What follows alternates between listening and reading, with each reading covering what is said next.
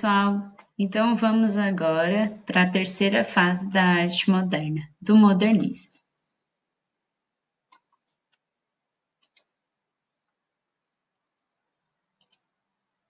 Então, essa terceira fase, né, ou pode cair também como terceira geração, ou a fase do modernismo, ou fase pós-modernista também pode cair dessa forma, né, nos vestibulares. Ele representa o último momento desse movimento modernista no Brasil, tá? Também chamado de geração de 45.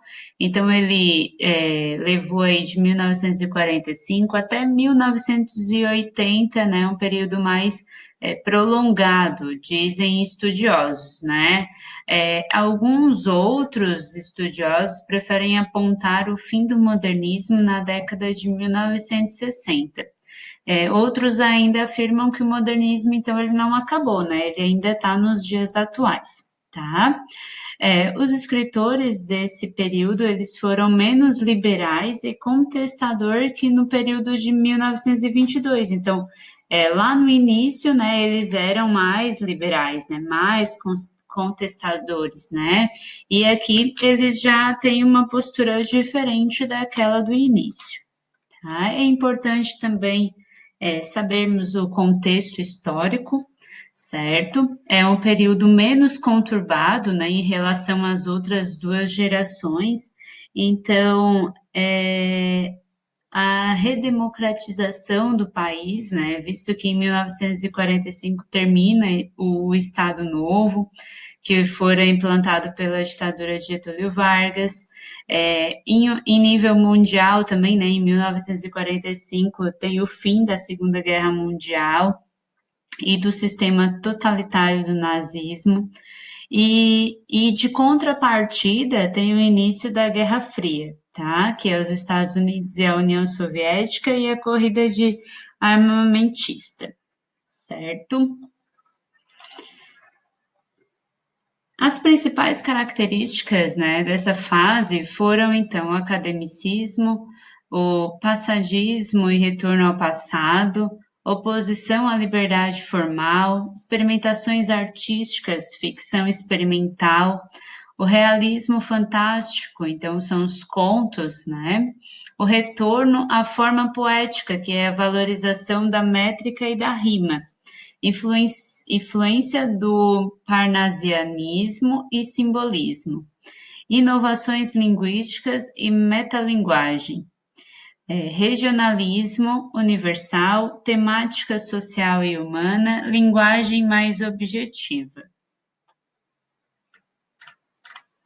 E aí a gente tem também a prosa, né, que foi muito vista nessa época, muito falada e comentada.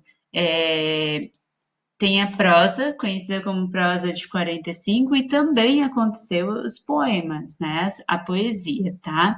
A prosa, então, ela é dividida em três, que é a prosa urbana, regionalista e intimista.